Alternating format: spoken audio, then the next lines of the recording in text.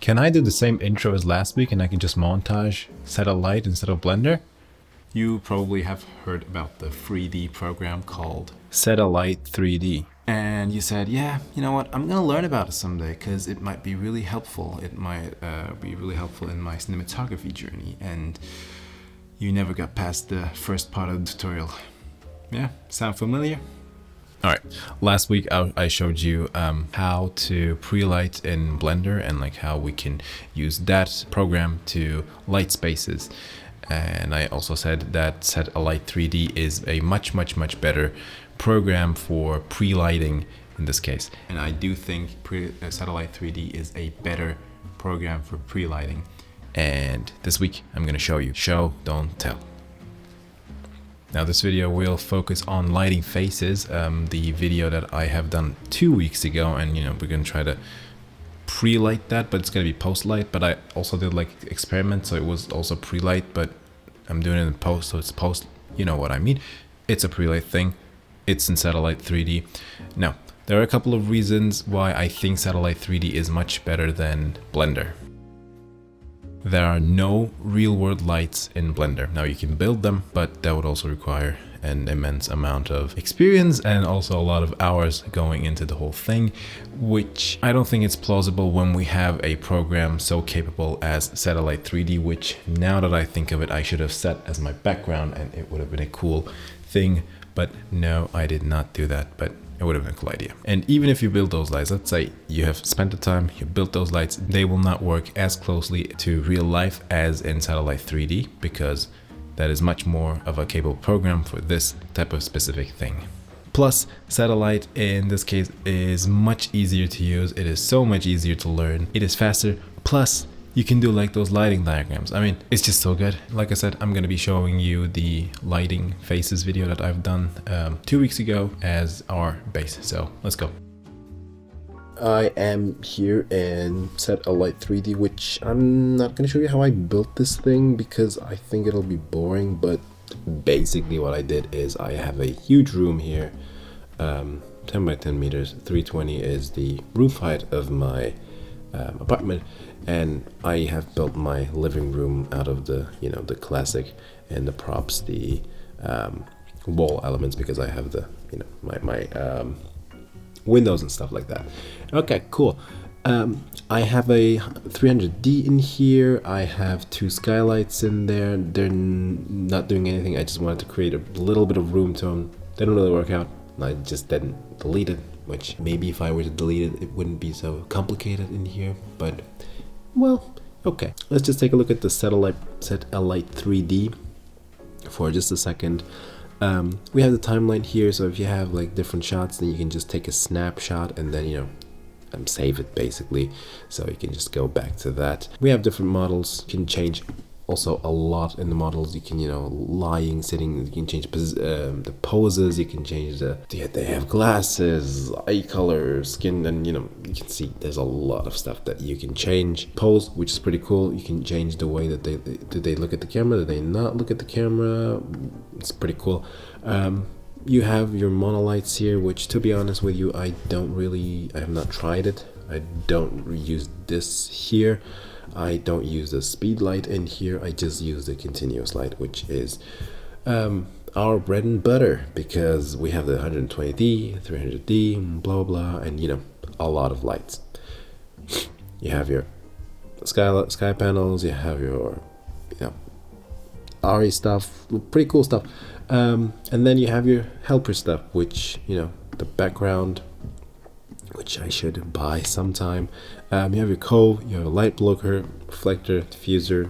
You're seeing that, I don't need to read that probably. And then you have your props. Having props means one thing, that you can actually decorate a whole scene. You can, you know, literally do the set design until like last little details of it. I mean, you can use now the set.a.light.3d 3D importer, which I saw that's just in beta, which I might do a video on that because, again, as you can see, this is a very hot topic for me. I really like this one. Okay. One thing that I did not talk about, camera. You have your sensor type, you have your aspect ratio, you can choose your lenses, you have false color, EL zone, amazing stuff, you know, it's just awesome stuff. Camera view, this is the top view, which I think is very useful. You have your view here, which is just discard, which if you have taken some snapshots, then you can export them in here. You can add some notes, you know, pretty cool. You can have a full-on lighting plan with, you know, even like the distances there and stuff, which is really just such an amazing tool to have. This is amazing. Okay, now without making this any longer, first thing I did with this one is just taking a look at the setup that I do not want to do, which was the softbox light setup. Again, looks beautiful. It's just the thing that I don't want to do. I was like, okay, let's try something else. So I tried something else, and this is just with the reflector, just blasting to the model's face, which is, in that case, me. Which I don't look like this, but you know what I mean. So I tried that. It's a different look. You can flag the background totally. Yeah, you know, you can put the fusion in here and you take a look at how that actually looks, which is pretty nice. You have your top view here, which is very useful to, you know, just move stuff around. Then I tried this one, which this one was kind of like creating a like bounce and then diffusion, but I wanted to try that because for this type of stuff I don't think for a book light I don't think a 120D is enough, not in a big space. It can be enough, of course, like, don't get me wrong, you can make anything work. Okay, so this one was the one that I really liked in the video, which was just, you know, bouncing off the ceiling and kind of like the roof thingy over there. And I still do very much like this one. This one, I tried another one.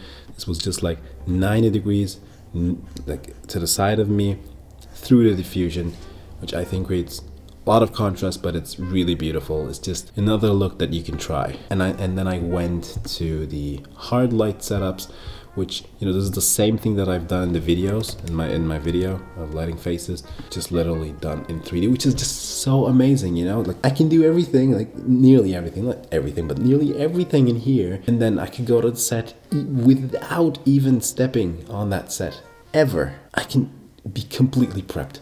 And I love preparation. I'm in an organization and I love preparation, and I'm all here for it. So that's pretty cool. Okay, take a look at another one. This was also a setup that I really loved. As you can see, no shadows in the background, which is what I just love. Cool. Yeah, so what I want to do now is I want to show you one light setup, which is going to be this one, 16%, okay? I'm going to turn off the backlight, just this one. And I'm gonna try to do the same light setup with this light in Blender, and then we can take a look at the difference. So I have already created this one, which I showed you last week. I have set a camera, which is something like this. Again, I don't have a human model here. You can find a lot of like free human models. This was just from like Adobe's Mixamo site, and this does the job good enough. Okay, so what you do here is you add a light. Am I even recording? Okay, I'm recording. I have added a spotlight in here. I have chosen to add a spotlight. Okay, so this is where the first complications start, because what our CRB light is not a spotlight. If we add a spotlight attachment, then it is a spotlight. But if we want to do a real kind of like 120D light, we would have to use maybe an area light, but it's not really an area light. I'm just gonna go to our rendered view so we can take a look. It's purple, don't worry, I just didn't do any materials there, so it doesn't affect our scene. If we were to do a point light, it would be a point light, and it would, you know, give everywhere exposure, which is not what we want. It's not a sun, it's a spotlight. You could do an area light theoretically, not quite, but you know, theoretically you can. It is kind of a, yeah, I mean, but you know what, to be honest, like for this experiment I would keep it a spotlight. Okay, so we have our power here, we have our beam shape, which if 180 is like completely open with no modifiers, and then you can go like I don't know, 17, it's a spotlight, 17-degree spotlight, you know. And the blend is like, it's super hard, it's soft. Think of it like that. In set.a.light we have a reflector. It's a 55-degree reflector. I would put it to maybe 55 degrees, but this isn't actually how that COB light would work, because it's not a spotlight, and this is acting as if it is a spotlight. If we'll take a look at set.a.light.3d, we can see how this light actually works. kind of like this, it is a lot softer. If we go to Blender, it is a lot harder. Okay, let's just say we just put the blend up to 1 and then just open it up a little more. It's a little softer. Again, not the same thing. That's why I say always set.a.light is better for pre-light, but so stick with this. In set.a.light, we have our light at 5600 Kelvin at 16 degrees. For that, I would have to go here and then say, okay, 16, it was 16, right? Let's say 15 watt then. And it's not 15 watt actually, because it's not linear, but let's say, okay, 20 watt. And I would go to my camera view, and as you can see, not a lot of light. Then you would have to change your camera stuff, but the camera in Blender isn't as intuitive as it should be, to be honest with you, and you would need to do some different stuff because no ISO and stuff like that. And at that point, with everything that I've told you, it just is so much more work than it should be. But if we were to make it 100 watt, let's just take a look at it as for, you know, just to try it out. This is like 90 degrees and it looks something like this. And in set.a.light 3D,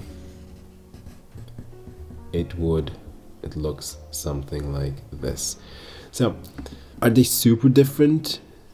Yeah, but also no, because it does the basic stuff, but it just is not the right tool for the job. So that is what we're talking. Blender 3D is a incredible program. I love it because I also kind of like make my living off of it, but it is not a tool made for this job. This is just to, you know, show that. And like I said, set.a.light 3D is much better. Last week I talked about the ability to light spaces in Blender, which, you know, you can use the sunlight to get inspired and to learn a location. And after you learn that, it is very much wise to do the same thing and like lighting the space in set.a.light 3D. You might try to do something like this.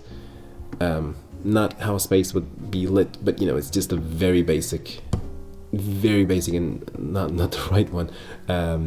Recreation now, it's just a Fresnel on the 300D, 600D something, 120D. Let's just say it's a 600D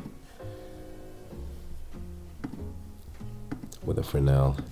You know, you can use it like this, and then you can actually light the scene, and then you can say, okay, let's just put the skylight there, and then it gives a ambient tone. Again, this is not the right one, but you can use it because I think the workflow should be, okay, I learned it in Blender, and then I'm applying this in set.a.light 3D if you want to pre-light, which you should pre-light, and then after that, taking everything into set and applying everything there. Okay, let's just get to my outro. As far as the workflow goes, it is a much easier program. As you have saw than Blender. It is much easier to control, much easier to understand, and I think it is well worth the price. Yes, Blender is free, but again, you have to put so much hours into that, and it will also not be the, you know, the most accurate or as accurate as the set.a.light 3D, which is why I think set.a.light 3D is well worth the price. I might reach out to set.a.light 3D if I can get a discount code, and if I do, you will see it here now, and if I don't, that's a shame, but other people have discount codes for them, so you can use them. Blender, I think, will stay in my workflow as, you know, my inspiration to light spaces and, you know, as an idea-giving phase. But when you learn a space, when you learn how sunlight works in a space, you can also light the space very easily with set.a.light 3D. I have nothing more to say other than pre-light is good, pre-light is good, pre-light is good, prep is good, prep is good, prep is good. I said all those 3 times, and I'll see you in the next video, so bye.